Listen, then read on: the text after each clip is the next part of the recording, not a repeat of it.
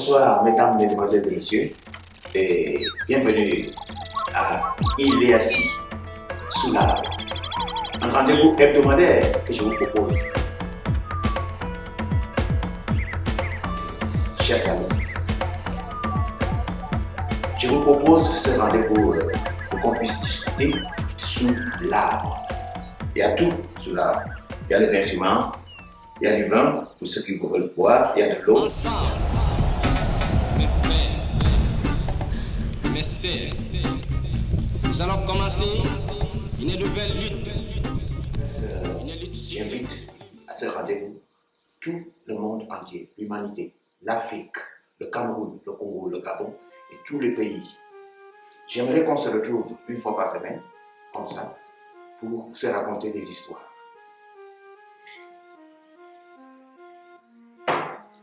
Il est assis, c'est un concept qui m'est venu. Un concept. Il y a de cela très longtemps, quand j'étais au Cameroun, j'étais artiste et j'étais un peu dans le milieu rap. Il y avait un jeune homme qui était aussi rappeur et qui disait toujours « né sous un arbre ». Au début, ça me faisait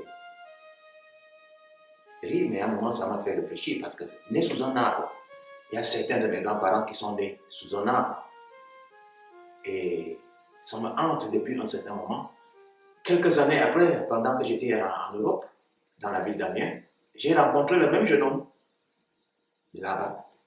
Et ça me faisait toujours penser, né sous un arbre. Aujourd'hui, j'ai fait un concept que je voudrais appeler sous l'arbre. Il est assis en langue métier.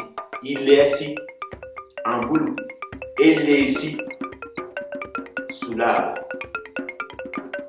Mais avant de commencer, je voudrais vous présenter moi-même. Parce que moi, je suis une histoire. Je m'appelle François Essini. Je suis né au Cameroun. Naturellement, officiellement, je suis né dans un village qu'on appelle Ekoudou. Mais ma mère m'a raconté que je ne suis pas né effectivement dans ce village. Je suis né dans un village qu'on appelle Mobomo.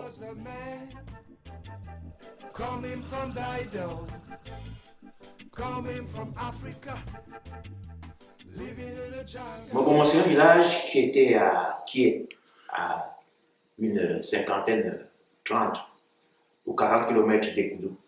Et dans ce village, une des sœurs de mon grand-père, qui s'appelait Nkola Boumou, maman Nkola, était en mariage dans ce village. Et pendant que ma mère était enceinte de moi, maman Nkola lui avait demandé d'aller l'aider à récolter les arachides. Et ma mère était partie, excusez-moi, elle était enceinte de moi. Et un jour, pendant qu'elle était au champ avec maman Nkola, elle a commencé à sentir des manifestations d'un enfant. Si j'avais eu le choix, j'aurais préféré naître sous un arbre. Mais ma mère a donc pris le chemin du village pour se rendre à l'hôpital de Mobomo. Mais j'étais tellement pressé que je n'ai pas attendu que ma mère arrive à l'hôpital. Je suis né entre le champ d'arachides et l'hôpital. Donc je suis né à Mobomo. Quand je suis né à Mobomo, on a appelé mon père, parce que, vous savez, en Afrique, quand un enfant naît, il faut alerter le père pour que le père puisse décider du nom de son enfant. Alors mon père est venu, mon père a couru, et il m'a vu, il a décidé qui va me donner le nom de son père. Mon père s'appelle Koulou Essini Albert, et son père s'appelait Essini Aboumou François. Donc mon père m'a donné le nom de Essini Koulou François. Je m'appelle donc Essini Koulou François. J'ai grandi dans ce village d'Ekoudou. Mon grand-père n'était plus là. Mais les frères de mon grand-père m'ont accueilli tellement comme si c'était leur frère. Donc, tout petit, je côtoyais que les grands-pères, mes grands-pères. J'ai passé des journées entières avec certains de mes grands-pères. D'autres m'aimaient et d'autres, c'était un peu L'autre me chassait parce que quand j'étais petit, j'avais une toux. J'étais un malade, j'avais une toux et comme Papa Mba. Il me dit, toi Zulu, où est-ce parce qu'il toussait. Et il avait peur que je contamine ses enfants. Et il avait Papa Mbidabou, lui, il me faisait venir chez lui, dans sa chambre. Il était non-voyant, malvoyant. Et on passait carrément des journées dans sa maison, dans sa chambre avec Papa Mbidabou. Dans mon village, il y avait une grande maison qu'avait construit le chef supérieur, Papa Mindi. Une maison en étage. Cette maison existerait certainement aujourd'hui encore. Et tout petit, je me souviens qu'on partait jouer dans cette maison. Ndayop, on appelait Ndayop, la maison en étage. Ah, dans ce village, écoute. Mon village était un grand village. Dans le département de Nyon et Fou, au Cameroun, et Koudou de Mindi. Mon village a aussi des quartiers. C'est comme une ville, mais depuis très longtemps, depuis tout petit, dans mon village, il y avait des quartiers, et jusqu'à aujourd'hui, il y a toujours des quartiers. Il y a le quartier Mikongo, il y a le quartier Monambama, il y a le quartier Mbama, il y a le quartier Ngout, il y a le quartier Meyemaïa, et il y a le quartier Medjamela. Ah, ce sont les quartiers de mon village. Et tout petit, on se baladait dans ces quartiers et j'ai des tas de souvenirs, des tas de souvenirs. Alors, tout petit, j'ai été vraiment gravement malade. J'avais un gros ventre, je toussais. On appelle cette maladie en langue traditionnelle web. Mes parents ne dormaient pas la nuit. J'avais du sang qui sortait de mon nez. J'étais, on appelle minuit, un enfant minuit. Mon petit frère était plus fort que moi, j'étais toujours un peu. Donc j'ai dormi avec mes parents dans le même lit très longtemps, ce qui ne se passe pas naturellement dans notre culture. Parce que j'étais délicat, donc je ne dormais pas ailleurs. Je dormais dans le lit avec mon père et ma mère. J'avais aussi un oncle, Papa Mangamelou, il était le catéchiste du village. C'est par lui que cette histoire de bête commence avec moi. Papa Mangala, il y avait des jours qu'il m'appelait dans sa chambre et il me présentait un instrument. Aujourd'hui, je sais que c'était le bête parce que je n'avais jamais vu cet instrument. Et il jouait. Il me jouait le bête tout petit, il jouait, il chantait. Je me demandais pourquoi il fait ça. Mais ça ne me gênait pas. Alors je partais. Notre maison, ma maison dans mon village est en face de l'église protestante. Si vous arrivez dans mon village, cherchez l'église. Ne cherchez pas ma maison. En face de l'église, vous allez voir une forêt. Et c'est là, mon quartier, ma maison. Donc, je partais toujours dans le quartier de l'église pour aller voir mon oncle qui était catéchiste. Et c'est lui qui joue aussi au tam-tam d'appel, cet instrument, pour appeler les chrétiens. Il jouait le mercredi, pour le filer à le mercredi, et il jouait le dimanche. Il jouait 3 fois le dimanche. Très tôt le matin, entre 5h et 6h, pour aller mettre l'ambiance du dimanche. Vers 7h, il jouait pour demander aux chrétiens de se préparer. Et à 9h, il jouait pour demander aux chrétiens de se lever immédiatement. Que celui qui ne se lève pas après avoir entendu cet tam-tam, sache qu'il sera en retard à l'église. C'est à partir de ce moment, parce que je lui avais demandé, et c'est à partir de ce moment, tout petit, je n'avais même pas 6 ans que je me suis intéressé à cet instrument, le tam-tam d'appel. Alors je vous disais, je suis tombé gravement malade, et ma mère a eu peur, mon père a eu peur. Ils m'ont emmené à l'hôpital, à Akonolinga, à Aïdoum. Mais ça n'allait pas. Alors ma mère a eu une idée, a demandé à mon père de m'emmener chez mes oncles maternels, qui sont Yézoum, dans un village qu'on appelle Oyop. Et mon oncle, chez un oncle qui s'appelait Essamezo, Papa Essam. C'est lui qui m'a délivré et c'est lui qui m'a soigné.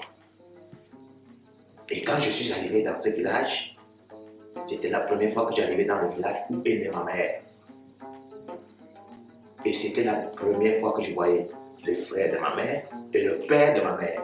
Mais le problème avec le père de ma mère, c'est que quand j'arrive dans ce village, parce que j'étais très curieux, ma mère me parlait toujours de son père, nous chantait les chansons de son père, chantait même pour son père, et je voulais voir mon grand-père. Et j'arrive dans le village de ma mère, et puis j'étais malade, mais je marchais. Il me dit, on va aller voir ton grand-père. Et j'attends, on va aller voir ton grand-père, j'attends. Un jour, on dit, on va aller voir ton grand-père, de pas toi. Mais je vois les gens qui vont avec moi ramasser des paniers, des machettes comme pour aller dans la forêt, pour aller au champ. Il dit, mais comment on va aller voir mon grand-père, mais les gens se préparent à aller dans la forêt. Et effectivement, on s'engage pour aller dans la forêt. Près de 15 km dans la forêt, mon oncle, le grand frère de ma mère, celui qui m'a élevé, qu'on appelle Ambré, je vais vous parler de lui dans la suite de nos conversations sous l'arbre. À un moment dans la forêt, après les 15 km dans la forêt, mon oncle se place comme ça et fait un cri. Il fait qui. Et j'entends au loin une réponse qui. Et on s'assoit sur les racines d'un grand arbre, un fromager. On s'assoit, on attend.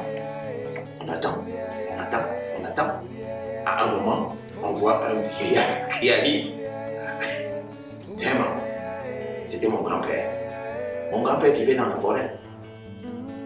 Effectivement, depuis très longtemps, bien avant ma naissance, mon grand-père avait décidé d'aller vivre dans la forêt.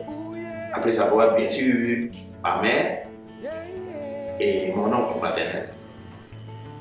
Ma grand-mère a eu d'autres enfants, je vous le dis, et dans la suite de l'histoire que je vais vous raconter sous l'arbre, je vais vous raconter aussi qu'est-ce qui a fait en sorte que mon grand-père décide d'aller vivre dans cette forêt. Et comment est-ce que ma grand-mère a eu d'autres enfants, où et quand, et qu'est-ce qui s'est passé. Mais pour le moment, je ne suis qu'en train de me présenter et de présenter moi-même. Alors, ce vieillard qui vient d'arriver me prend et me demande de le suivre. Donc on marche dans la forêt avec mon grand-père. Mon oncle et les femmes et les gens qui sont venus m'accompagner, eux, ils continuent à aller au champ pour aller chercher les plantains, travailler dans la forêt et tout. Effectivement, on marche dans la forêt et je vois, on arrive dans une clairière et après je vois une maison. Je ne parle pas de hutte, je parle d'une maison. La maison de mon grand-père. Dans une plantation de cacaoyers. Mon grand-père avait construit dans la forêt une maison. Il y avait sa plantation de café et la plantation de cacao. Et il y avait tout autour de la maison de mon grand-père les macabos qui poussaient. Vous savez, les macabos, les jeunes feuilles de macabo sont très très très bons à manger. On appelle cela les belombos. Et ça sera ma nourriture favorite dans la forêt, belombo. Préparer surtout les belombos. Alors, je reviens sur ma maladie. Ma maladie était vraiment grave. Ma maman m'a confié donc à son frère, le père Sam, un autre oncle, pas Papa Ambré, parce qu'il y a Papa Ambré, mon oncle direct, M. Abatezé Ambroise, et celui-ci s'appelait Papa Esamozo, qui était catéchiste et qui s'est occupé de me soigner. Mais mon traitement, je ne peux pas vous parler. Parfois aujourd'hui, dans ma vie, je reste comme ça et j'ai l'impression de sentir les effluves et les odeurs des écorces. Parce que pour me soigner, ça n'a pas été facile. J'ai porté parfois des ceintures en écorce d'arbre, des ceintures en écorce en feuilles de bananier, parce que j'avais une maladie très grave et que j'ai failli mourir. Mon ventre était. Et finalement, mon oncle Pessam a réussi à me soigner. Et là, je suis reparti dans mon village, à Ekoudou, et retrouvé mon petit frère et mes cousins On partait à l'école des Koudou. On avait un maître qui s'appelle Monsieur Yel Pamba. J'avais une maîtresse qui s'appelait Mbole, maîtresse Mbole. Dans cette école, je me souviens tout petit, il y avait notre oncle Taraba qui était député et qui passait parfois, il passait en route avec sa voiture et il s'arrêtait à l'école et on réunissait tous les élèves dans une classe et il nous enseignait une chanson. Oh, c'était le patriotisme. Donc, alors, un jour, à ces années-là, vous savez, c'est le Gabon qui a commencé à exploiter la forêt en Afrique et les ressources du sous-sol. Le président gabonais Oumar Bongo avait lancé une recherche, une demande au Cameroun d'avoir 500 chauffeurs. Parce que autrefois, les professions qu'il y avait à mon époque, quand j'étais petit, les professions qui étaient en mode, qui étaient en vogue, que tout le monde était dans ces professions, c'était chauffeur, abatteur, oui, chauffeur, abatteur. Et beaucoup de mes oncles sont morts dans des séances d'abattage des arbres. Il y avait à chaque semaine, chaque mois, il y avait quelqu'un qui est mort. Abattage d'un arbre.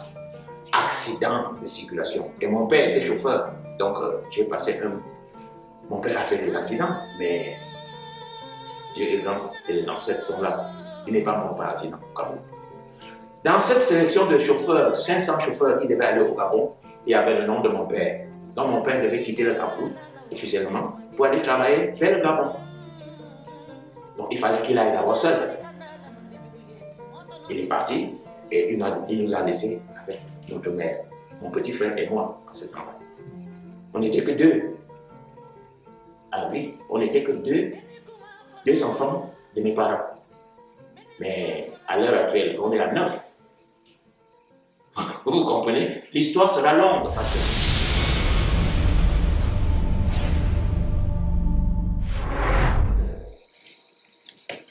Donc je suis revenu dans ce grand village à Ekoudou.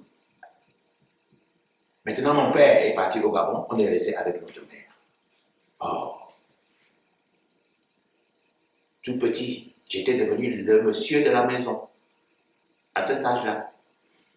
Partout dans la forêt, j'étais avec ma mère. Au champ, je devais défricher aussi, faire un champ pour ma mère, dégager le champ. J'accompagne ma mère à la pêche au crabe, la recherche des fosses. J'étais avec ma mère partout. Partout. J'aimais beaucoup ma mère et elle m'aimait beaucoup. Parce que mon petit frère, lui, il était petit, donc il restait toujours au village, on le gardait et tout. Et un jour, voilà qu'il est arrivé que ma mère devait suivre mon père au Gabon. Et elle ne pouvait pas aller avec nous. Ma mère a eu une idée. Elle voulait nous confier quelque part où on était en sécurité. C'est vous-même, vous savez, l'Afrique, il y a beaucoup de problèmes que les femmes connaissent dans leur foyer. Et le foyer de ma mère n'était pas exempt de ce genre de problème. Elle avait très peur pour nous. Alors ma mère a mijoté un plan. J'étais tout jeune, j'étais petit, mais j'avais bien compris. Elle voulait nous confier à son père et à son frère et à ses cousins. Mais elle ne voulait pas le surprendre. Ma mère a invité mon oncle, son frère, dans notre village, juste pour venir négocier et nous observer. Je sais, parce que notre oncle est venu à la maison, il est resté quelques jours, il est reparti. Et ma mère a encore invité son père pour venir nous observer et voir s'il peut accepter de nous élever. C'est là où le grand-père est venu dans notre village à Ekoudou. On est resté avec lui quelques jours et il est rentré à Oyop. Un jour, ma mère nous a dit, nous allons à Oyop. Je vais vous confier à mon frère et à mon père. Vous allez vivre là-bas. Parce que je vais aller au Gabon pour suivre votre père. On s'est préparé, chacun a pris le tout. Notre père nous avait acheté 2 blousons, mon petit frère et moi. On appelait finalement à Oyop. Quand on est arrivé à Oyop, les gens de ce village, chez nos oncles maternels, ont surnommé ces blousons les carapaces de tortue. Donc, on avait 2 carapaces. C'était des blousons. On est parti des Koudou très tôt le matin. Au petit matin, on a marché à pied. Entre Ekoudou et Oyop, c'est une 60 ou 70 kilomètres à pied. On marche sur la route, on prend les raccourcis, on marche sur la route, on prend les raccourcis. On est parti très tôt le matin et on est arrivé à Oyop vers les 16 h dans l'après-midi. Moi, je connaissais déjà Oyop parce que je suis venu quand il fallait me soigner tout petit. Je suis venu là. Là, ici, je vous parle de... J'ai 9 ans là, maintenant. Entre 9 ans et 10 ans. On arrive dans ce village. Je savais que mon grand-père était dans la forêt. Mon petit frère ne savait pas. On est arrivé, mais j'étais tellement pressé d'aller dans la forêt pour aller voir mon grand-père. On est arrivé, j'étais tellement... Je disais que quand est-ce qu'on va aller voir le grand-père? Quand est-ce qu'on va aller voir le grand-père? Et on est parti dans la forêt. On a vu le grand-père, il était très content.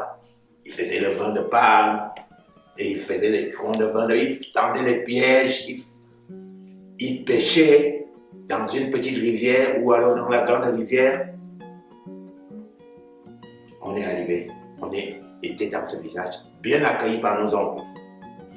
Mais dans ce village, je vais vous dire, raconter aussi que ce n'était pas facile, c'était calvaire parce que à ce temps-là, comme en Afrique, vous connaissez tous les enfants de notre âge, les gens de mon âge, on avait très peur des gendarmes et de la police. Et dans le village, il y avait un grand-oncle qui s'appelait Akone Souma. Il s'habillait toujours en kaki. Et un jour comme ça, pendant qu'il était en train de venir à la maison, de venir rendre visite à mon oncle nous a suffit qu'il y a un gendarme. Le monsieur que vous voyez là, c'est un gendarme. Alors c'était notre oncle. Parce qu'en Afrique, chez les États, les oncles maternels ont le droit d'utiliser des amusements tellement exagérés avec les enfants de leur sœur. Donc on est arrivé dans un village où tout le monde pouvait se foutre de notre gueule. Je ne vous raconte pas, j'ai passé avec mon petit frère des nuits sous le lit de mon oncle parce qu'on fuyait la police ou la gendarmerie qui était incarnée par notre pauvre oncle qu'on ne connaissait pas bien. Le vieux a connu son histoire, c'est que c'était un révolutionnaire, Akone Souma. Il était dans l'UPC, pourtant, moi je n'étais pas encore né. Et il avait été arrêté, torturé. Et en ce moment-là, les gens de l'UPC qui étaient du Sud, après les avoir torturés et quand il fallait les relâcher, on leur changeait de village. Ça veut dire que, exprès, quand on le relâche, il ne doit pas rentrer dans son propre village. Il doit aller ailleurs, rester dans un autre village, pour les déstabiliser. Alors, Akone Souma, naturellement, était un homme de Bembis. Et ma grand-mère venait de Bembis, Yékombo. Donc, le village où Akone Souma est venu rester était le village où ma grand-mère est venue en mariage. Donc, il n'y a pas de hasard. Ma grand-mère était maintenant à côté de son frère, de son petit frère. Donc, ils ont toujours gardé cette lien de parenté, ce qui fait que nos familles étaient toujours liées. Et dans ce village où il restait, qui était désormais son village, c'était notre oncle. Et il venait à la maison, s'amuser parfois, il passait la nuit à la maison à boire, à discuter avec mon oncle. Donc, Akone Souma était un animateur, malgré les tortures du temps quand il était enfermé qu'il était UPC. Il était un homme très gentil qui s'amusait, qui chantait une de ses chansons d'ailleurs. Il avait vous chanter une chanson de Papa Apone Souma.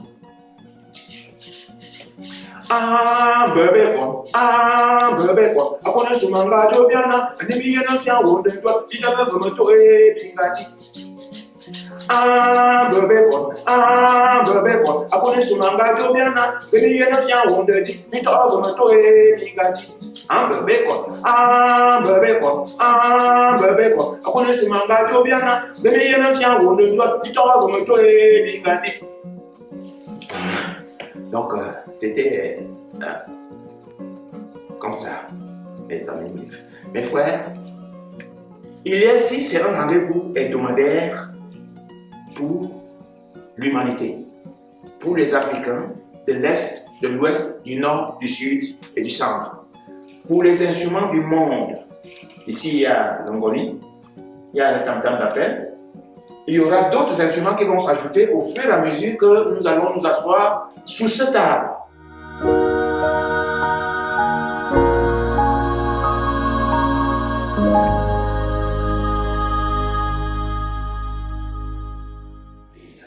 Mes frères,